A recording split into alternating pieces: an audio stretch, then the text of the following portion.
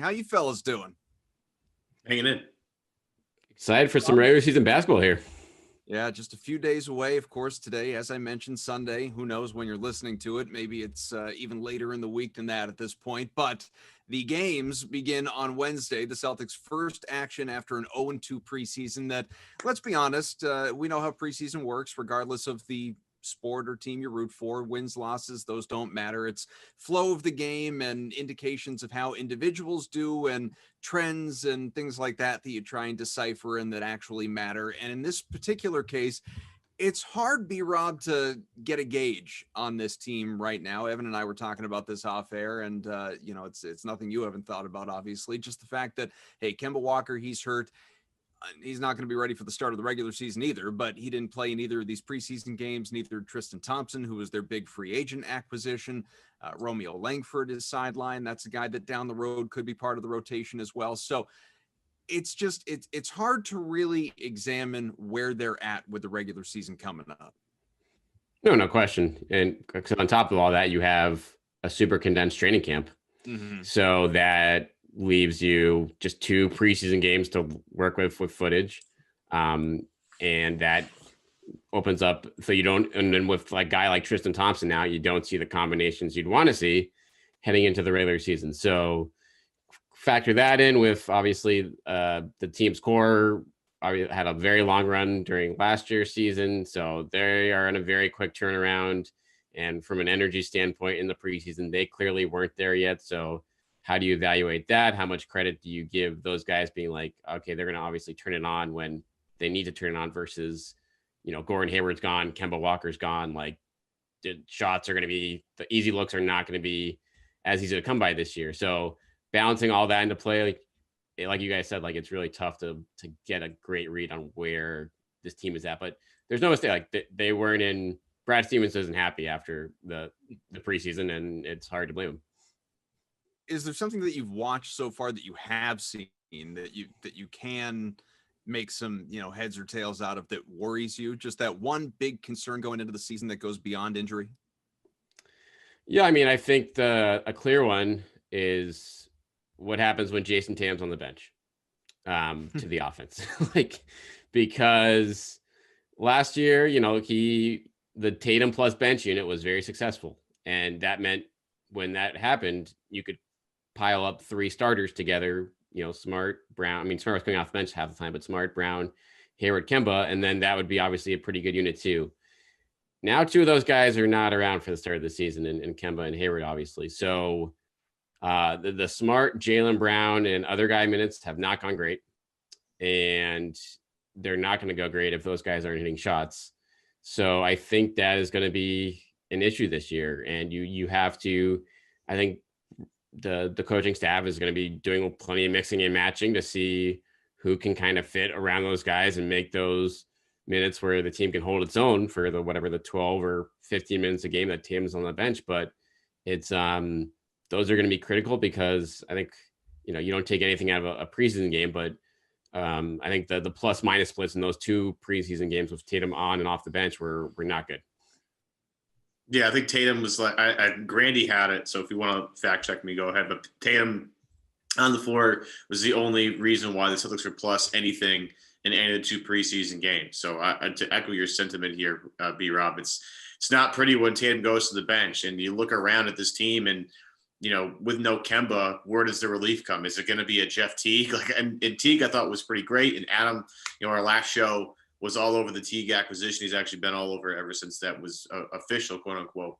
But if you're relying on Jeff Teague and maybe a little Peyton Pritchard here and there and Marcus Smart to get hot at some point, like there's a little bit of a concern in terms of what you can produce off the bench, when your star player goes out. And for me, Brian, you got to look to Jaylen Brown and say, hey, like this is your time here. Like this is a time where you need to be aggressive and to hunt your shots and get to the places on the floor where you think you're the most comfortable. And this is, I think, an area in which, for Brown, it's a little uncharted waters here, Brian. If I'm a little concerned about, although, Brown's been able to be one of the more consistent players for the past couple of years. This is a point where Jaylen Brown being the offensive focal point is going to be needed here.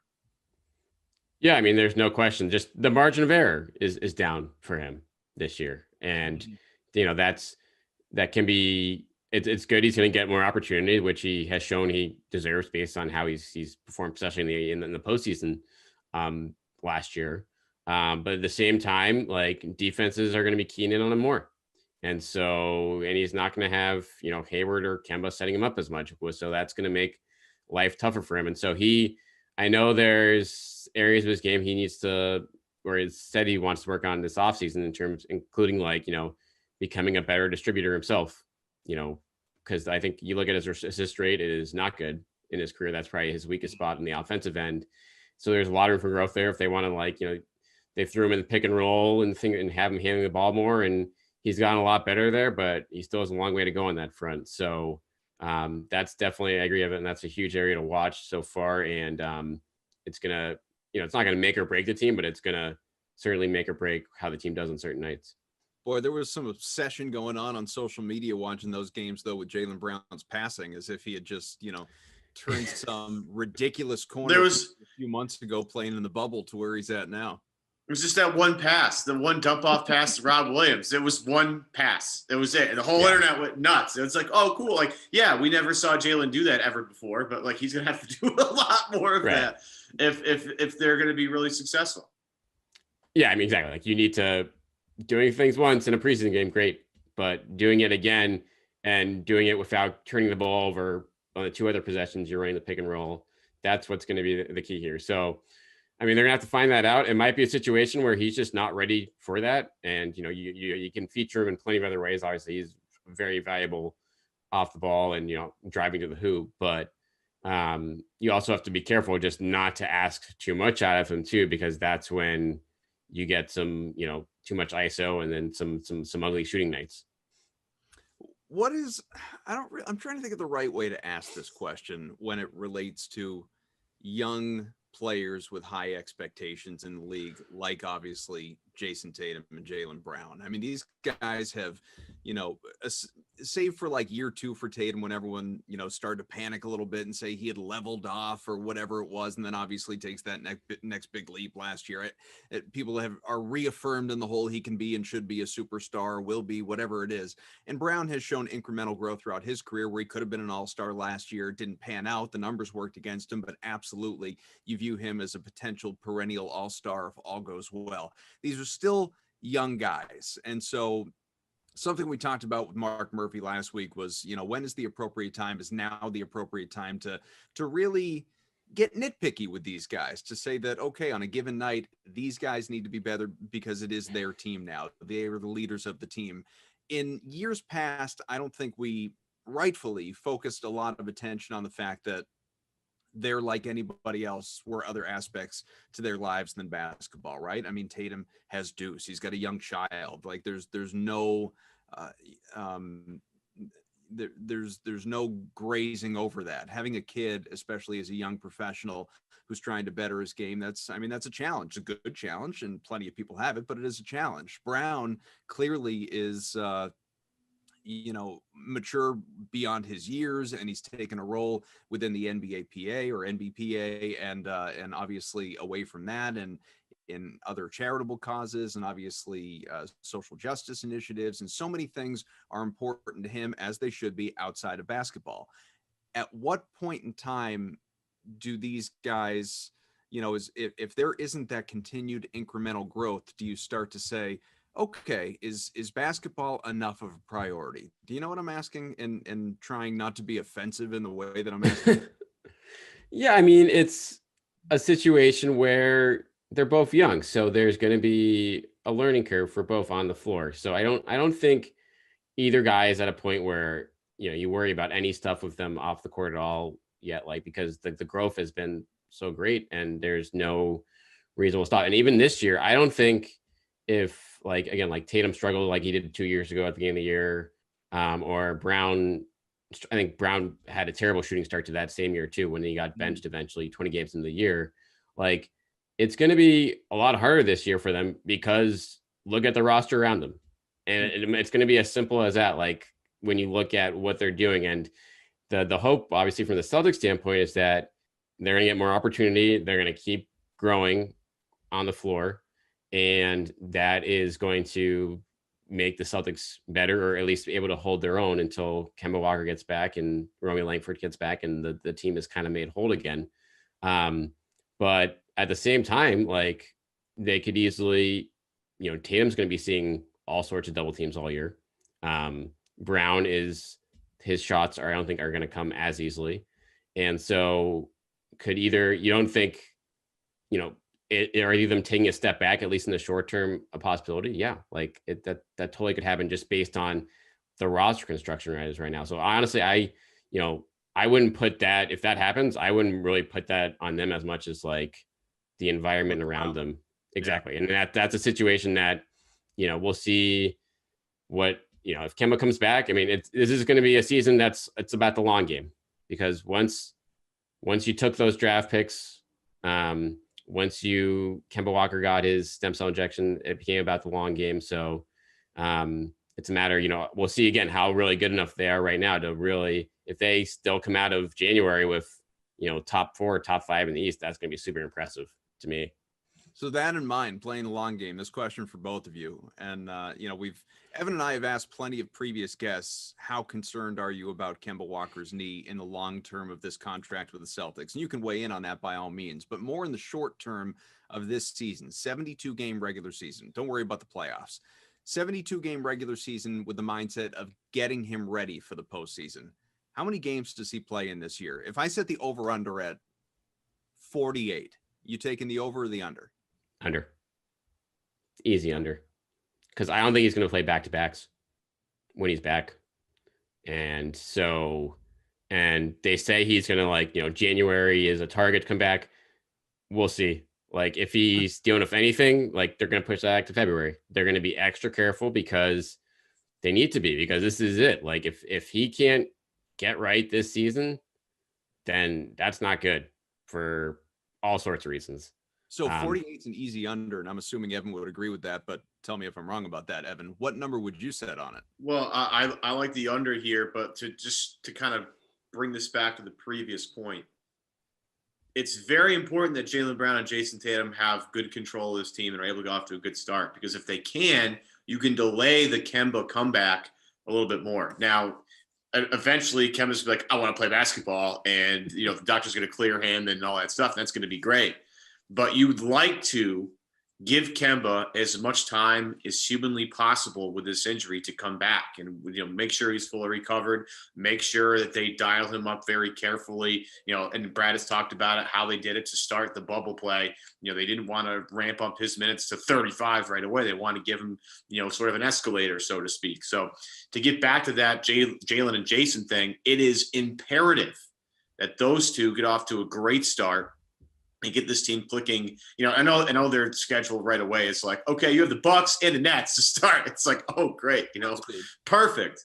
You have two of the top teams you expect to be in your conference right from the jump. So again, look, this team is going to get off to somewhat of a rocky start. I think we all expect that.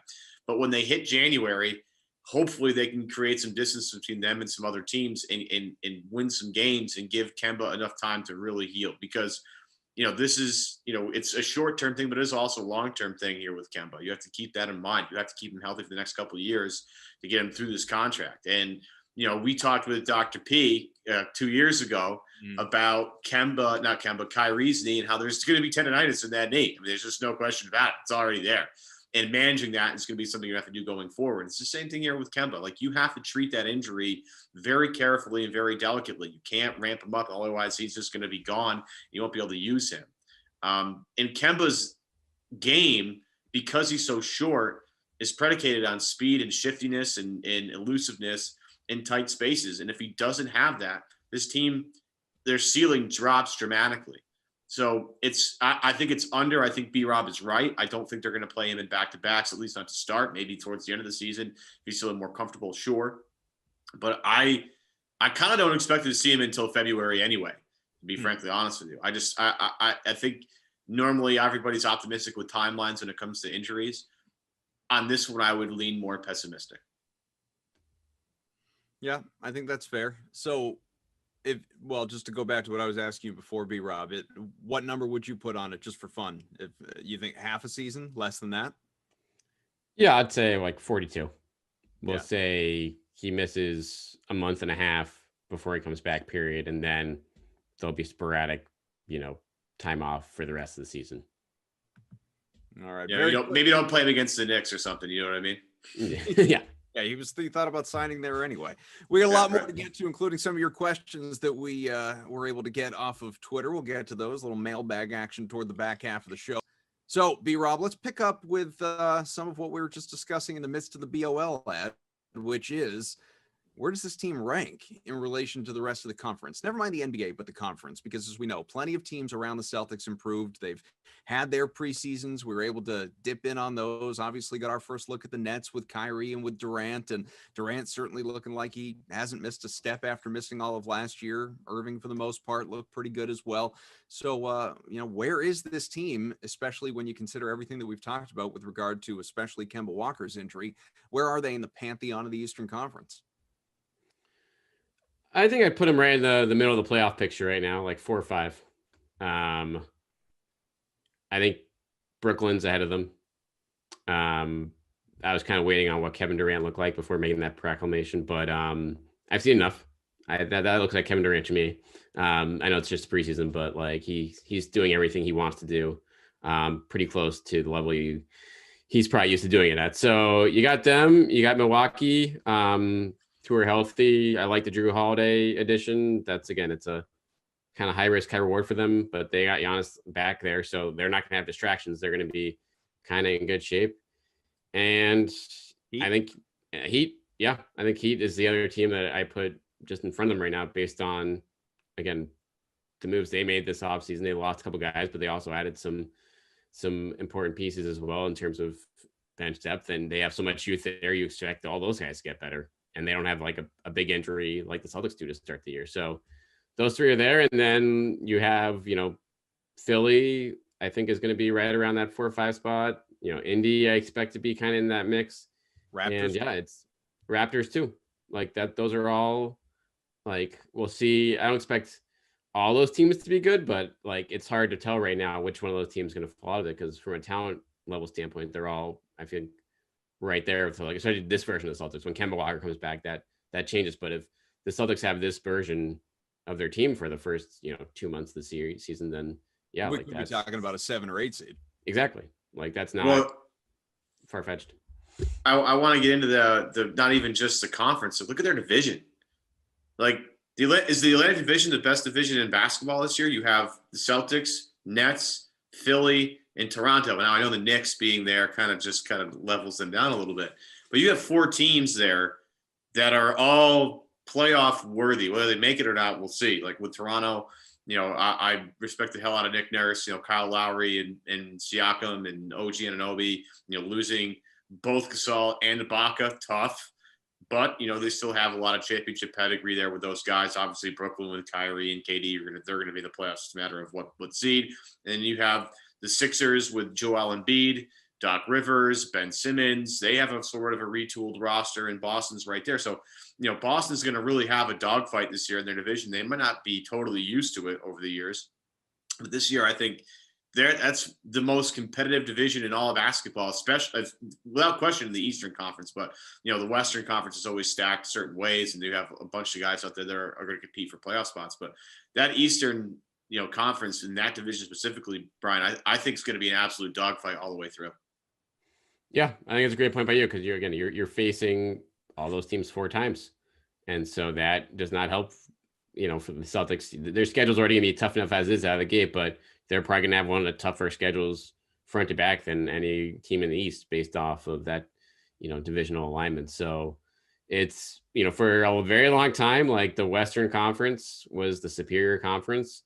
I think we're reaching a point now where if the East is not on even footing, they might even be better from like 1 to 8 in the playoff picture, at least, because there's some, especially if James Harden ends up in the Eastern Conference too, which looks like it could happen sooner rather than later. Oh, I'm glad you brought him up, because I'm sure you both saw this tweet from John Granado. Really? Are we doing this? We're going to do it from ESPN 97.5 in Houston. The man, if you read him on Twitter, he loves his wife, kids, golf, Coors Light, and poker, and no one is sure in what order, says, quote, an impeccable source not just a source, an impeccable source, says the Raptors and the Celtics are the favorites right now for James Harden. It'd be a package for Pascal Siakam and more, or Jaylen Brown and more. Clearly the and more, because mathematically it just has to work that way.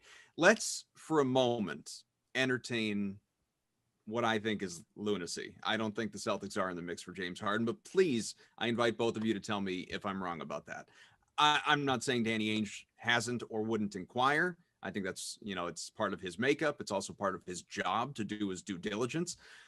I just don't think it's a reality. I really do not. There's no part of me now. Granted, if you asked me this a couple years ago, would I have thought Kyrie Irving was coming to Boston in August? The answer would have been no. So I will fully admit that, but I do not believe James Harden is coming to Boston. I don't think I think there was a better chance of the Patriots eking out a playoff spot this year when they had 2% odds than James Harden coming to Boston. And also just to, I don't know, further respond to the tweet, I suppose. And I know plenty of people would disagree with me on this. This is just my belief. I don't think Danny Ainge would trade Jaylen Brown for James Harden. I really don't. It depends what kind of James Harden you're like. If James Harden wants to come here, then yes, they do that trade. Year? What's that? Even for 1 year, like James. Well, Harden? You got 2 years on his deal still. Okay. So you got 2 years and then a huge player option, which he may or may not give yet. So I mean, it's not like a slam dunk. Like, obviously Jalen's got 4 years left at a good price. His age matches up much better with Tatum than Harden does, obviously. But Jaylen Brown's a very good player.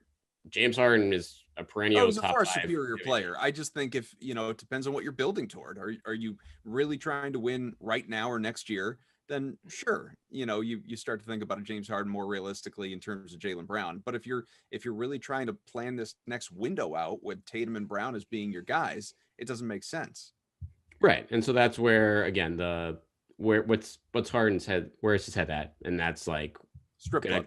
That's the track record says it's not in a good spot, and that's why the Celtics aren't gonna, offer what needs to be offered for them to get a deal done here. But yeah, like I do think that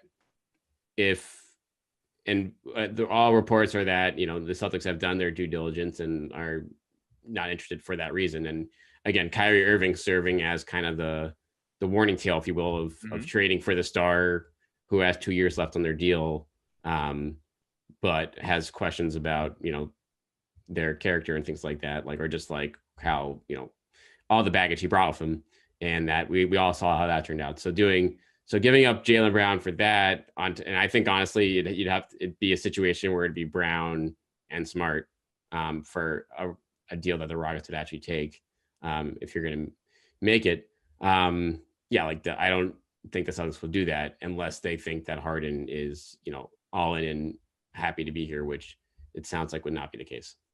Yeah, that's the tough part. But the one thing I'll say this, I think James, people forget already that just a few years ago that if they don't go super cold from 3, or if Chris Paul is getting hurt, they likely, go toe to toe with the Warriors, maybe win that game 7, go on to the NBA Finals, and maybe win a championship. So you're talking about the Kevin Durant led Warriors with Curry, Clay, and Dre.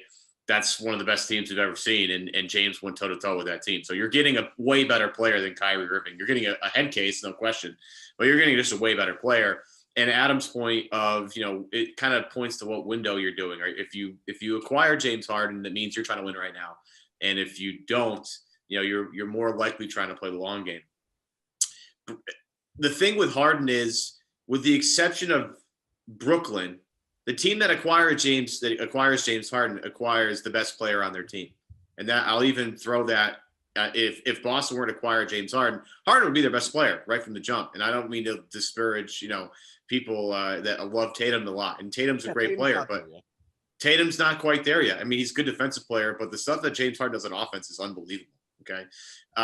If he went to Philly, he'd be the best player in Philly. If he went to Miami, he'd be the best player in Miami, et cetera, et cetera, et cetera. So whoever acquires him is probably acquiring their best player. And in a what is now an arms race in the Eastern Conference, Danny knows that you need star power to win.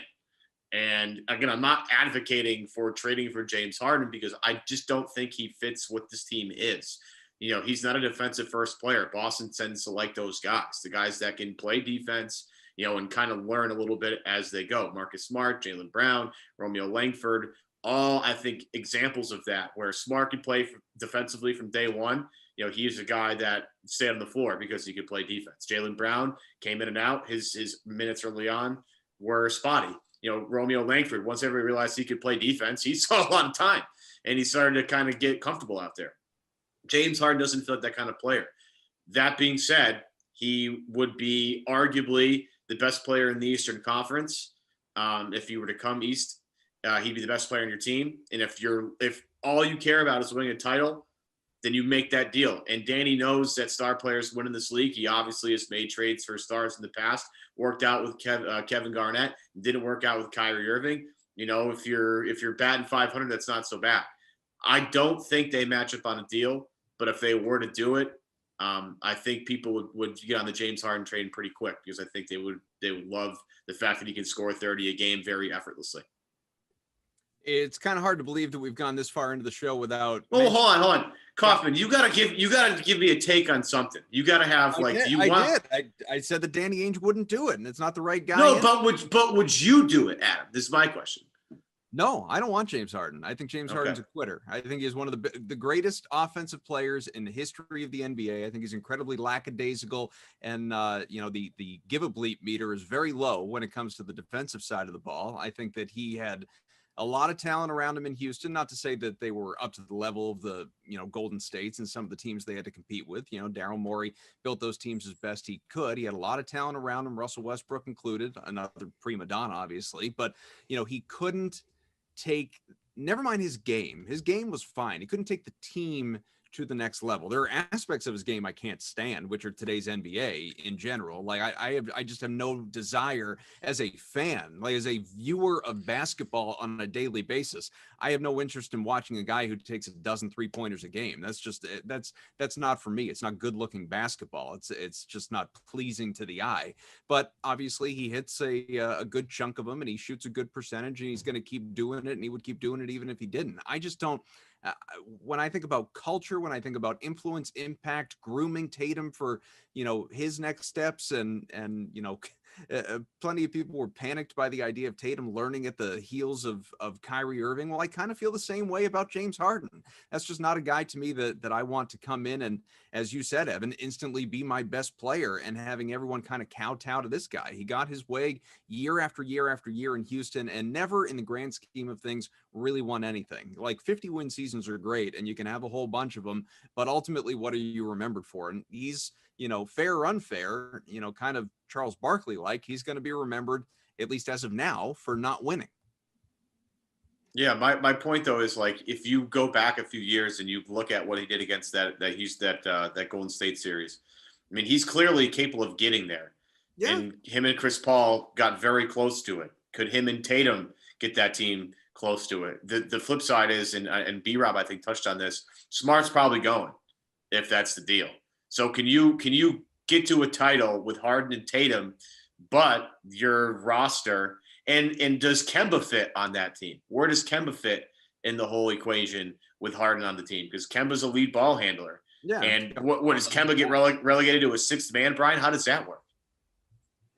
Yeah, I mean, you can start Kemba and Harden together, but I mean, there's, like you said, that's the guys that are best with the ball in their hands. So it'd be great for managing it over 48 minutes and when, like, resting one of those guys when you need to. But yeah, would it be the perfect fit? It's stuff. Certainly defensively, it would be quite the challenge in the backcourt if Kemba Walker and James Harden is your starting 1 and 2. So that, but at the same time, they could be good enough offensively in theory if Kemba's right, where it wouldn't matter. So that, again, that's a situation where, and to be honest, guys, like, I think if the Celtics do end up showing any interest here, I think what you also have to think about in the situation, like, you don't even think about making a deal with this unless, like, Tatum is fully on board with it. I think that also comes down to that too, because you're not gonna, if you're not gonna bring in a guy that might that Tatum's not thrilled about in this situation when you just kind of handed him the keys to the franchise with this extension. So that's something that, none of us probably are going to know until something does or doesn't happen. Well, and you also, and B-Rob said this before, but just to kind of take it to the next level, you have to know, and I don't mean believe, like when the Celtics traded for Kevin Garnett, they believed he would fall in love with the culture and want to stay, and that happened. They believed the same of Kyrie Irving, and it didn't happen. You have to know, which is more than believing, based on what you'd be giving up, 2 of 3 guys who are really part of your core. And I know Smart is not Tatum or Brown. Don't confuse what I'm saying, but the guy is valuable. People like to argue whether or not he's part of your core. He's part of your core. So if you're giving up 2 of the 3 guys who are part of your core, sorry, Kemba, but really it's a 3-man core, really, when you're talking about the here and now and the future. Kemba's not the future. Smart is still young enough to be part of the future. If you're giving up 2 of the 3 pieces who really resemble what you view your core to be, you got to know James Harden is invested in being here and wants to be here for the long term, not just coming in on a rental and seeing how he feels about the place. And I don't think, I just don't see how you could possibly even get that kind of answer from him, other than the fact he just knows he doesn't want to be in Houston anymore. Yeah, I mean, that would be something where you have to, behind the scenes, figure that out, talk to the right people through intermediaries, and then figure out where he stands on it. And I have no doubt if the Celtics have real interest, like they'll do that. I mean, with Garnett, it was a totally different situation. Like they got an extension as they traded for him. So that was, he was signed, sealed, and delivered. That's not going to be possible here based on Harden's current contract. You're not going to be able to tack on more years. So you're going to be going on it like kind of flying blind like they were with Kyrie. And you're talking about, if you're going to compare KG and James Harden, I mean, you're talking about a guy, Kevin Garnett, who might be the most loyal guy in like an NBA history, or at least in recent memory. Yeah. That guy is loyal to probably several faults. Anything. Right. He does. Yeah. I mean, you can't compare those guys. That's just like, just from a contractual comparison. Yeah. It's just different. But you're right though. You have to, when you trade for James Harden, you're mortgaging several things. You might be mortgaging your culture along with it. Right. And in trading Marcus Smart, you're trading a ginormous part of the culture. Like Smart's the longest tenured Celtic at this point. And it feels a little weird to say that, but also we've grown with him a little bit. But he brings that same, sort of defensive intensity that KG brought when he changed everything, back in 2008. So you're losing a big part of your culture when you trade Marcus Smart. And I think the Celtics really value that. And again, I love James Harden. I'm like one of the few people that enjoys watching him play because I like the chess match that he brings. Some of the stuff that he does drives me absolutely crazy, but I understand he's a very talented player. But at the end of the day, I don't think Boston should do this. And I've waffled on this, and I will admit this, and I've waffled on this. At first, I was all for this because I thought, James Harden coming over is just from a talent perspective is a no-brainer. But some of the stuff that you see from a chemistry standpoint, and is he the right fit? Like things that Boston actually should care about, you have to consider. And when you factor all that stuff in, I just think I think it's a bad fit for James Harden. I think wherever he goes, unless he goes to maybe Brooklyn, which I am praying to the basketball gods, the Kyrie for James Harden trade happens because it will melt down the internet. The internet will melt down. No, you can't. No, because if Brooklyn can't beat any offer that Philly throws out there unless they put Kyrie on the table.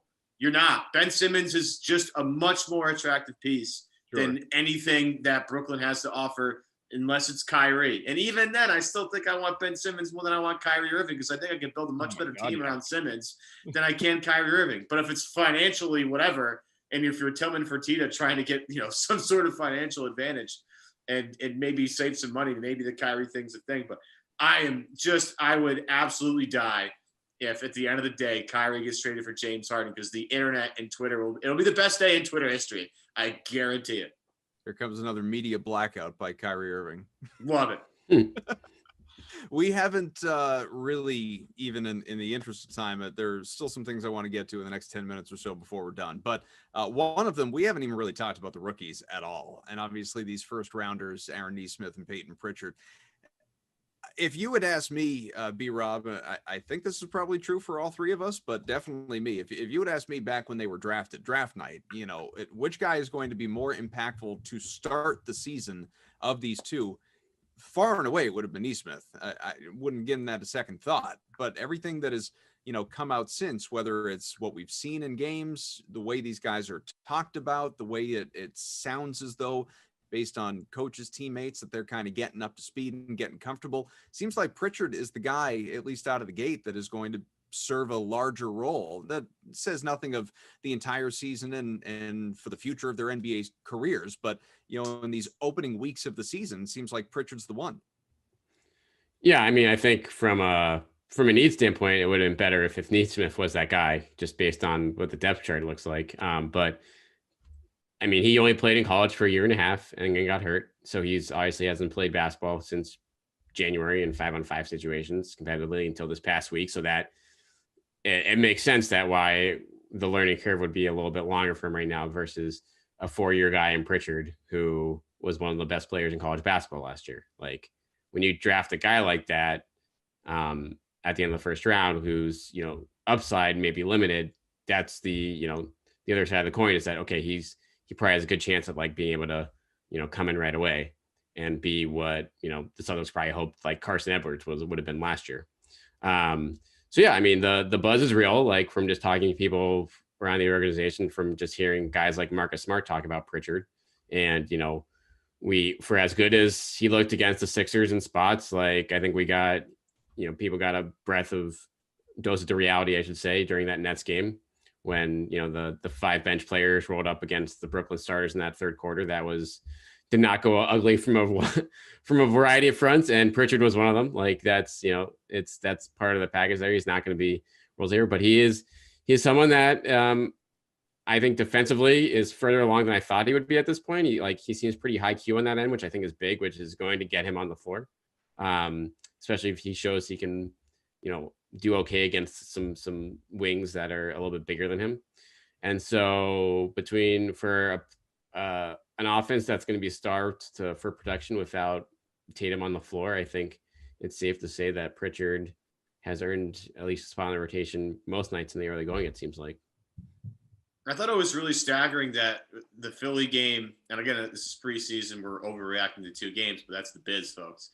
I thought it was unbelievable how Pritchard, in about 2 minutes, already took Carson Edwards and Tremont Waters and everybody else's like backup guy. Like, that was so obvious that he is just better than both those guys.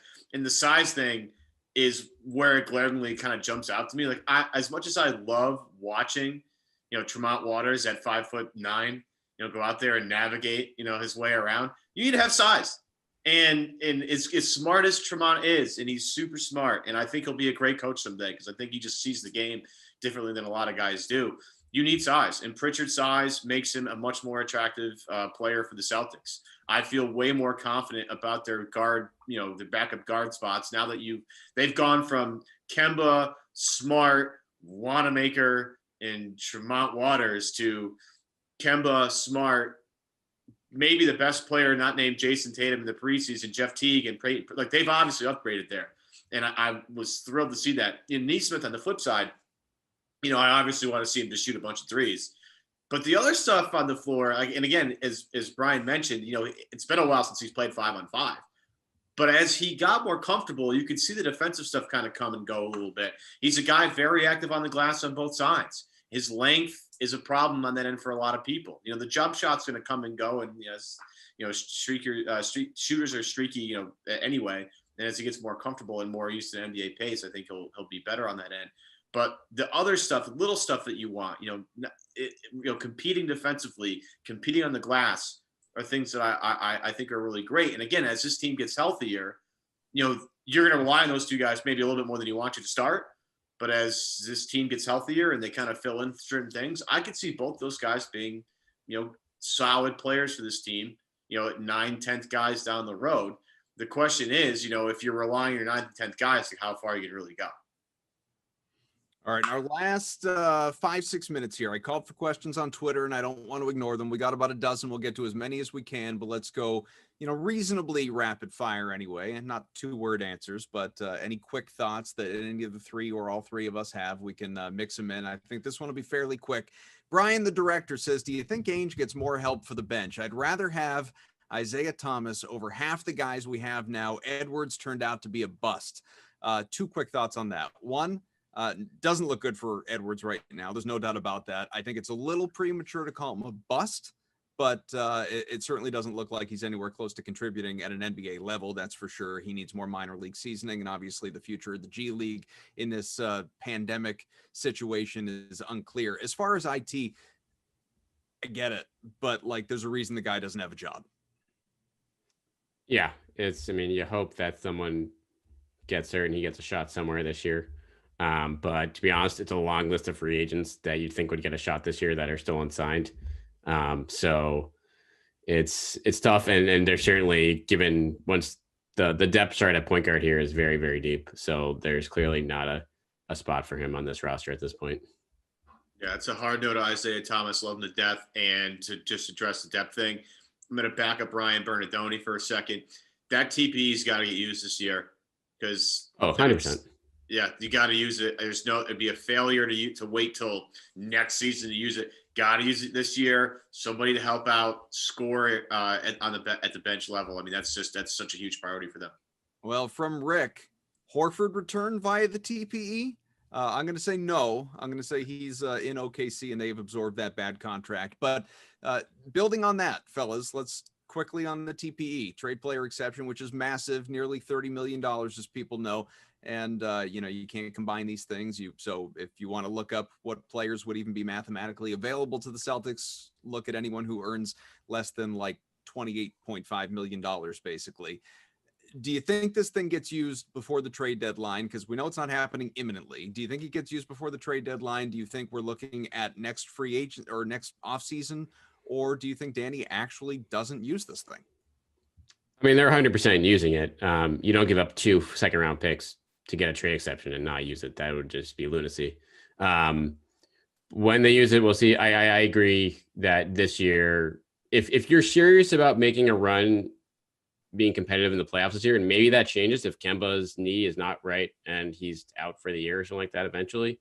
But if he's back, then you're using it. You're using the first 2 months to evaluate what you have on this roster, and then you see what teams fall out of it, and then you add a player, you add 2 players of it. Yeah, I like Houston. I like Houston just because when they trade Harden, it's going to be a for sale sign there.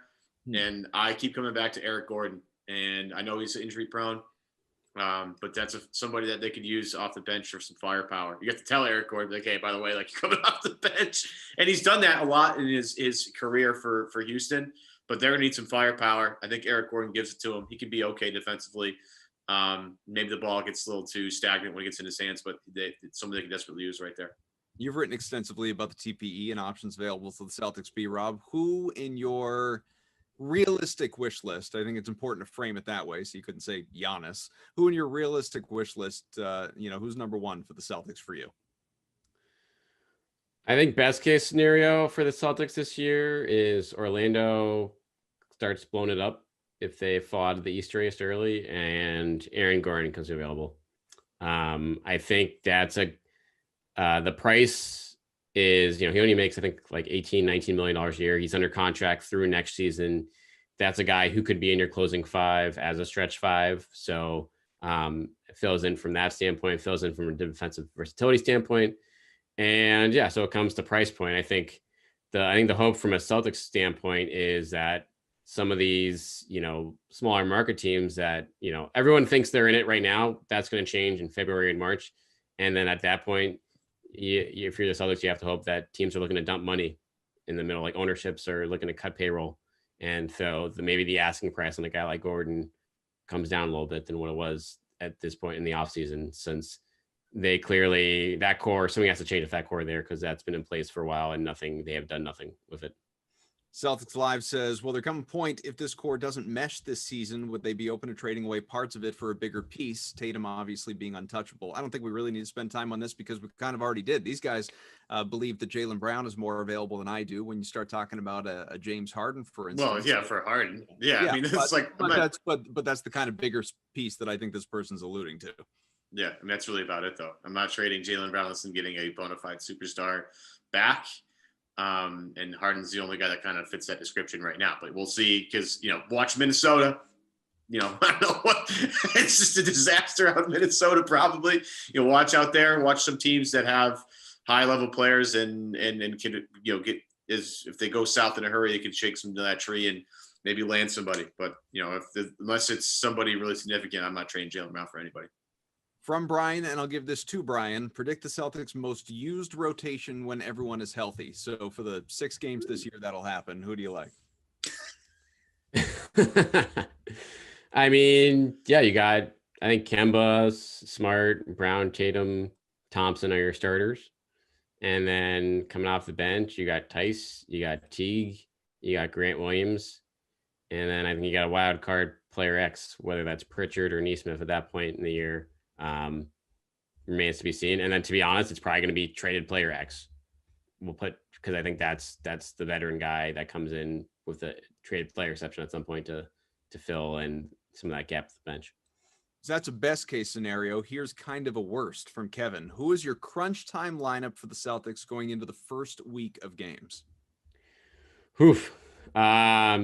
Smart, Brown, Tatum. That's easy. Whoever's got it going better on a certain night, Tice or Thompson, I think is your fourth. And then the fifth guys, I think we just spin a wheel because I think that's going to be your answer on any given night. It's going to who's playing well, who are you playing, what are the matchups? I got one. I got your normal, Brown and Tatum, no question. I'm going to throw Tristan Thompson in there if he's healthy. And I got 2 wild cards. I got 2 wild cards for you. Okay. I would play Grant Williams, and pinning the score, I would play Jeff Teague because you need offense. And I love Smart to death, but sometimes he just shoots too much, and I need a guy that's going to get the ball to where it needs to go. And Jeff Teague does that pretty well so far. So worst case scenario, I guess, is Teague, Brown, Tatum, Grant, and Tristan. But I think just as a ending note on that, just play Grant Williams more. He does a lot of good stuff. But fellas, let's not count out from Jay. What blackmail does Shemi Ojale have on Danny Ainge and Brad Stevens?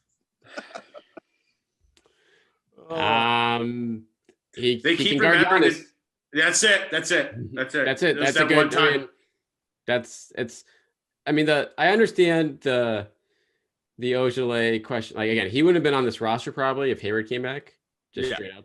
At the same time, he's already said that, right? And he's exactly. So that's it is what it is. Ojale would be fine as if you're 12th, 13th, 14th man, just to use as a specialist.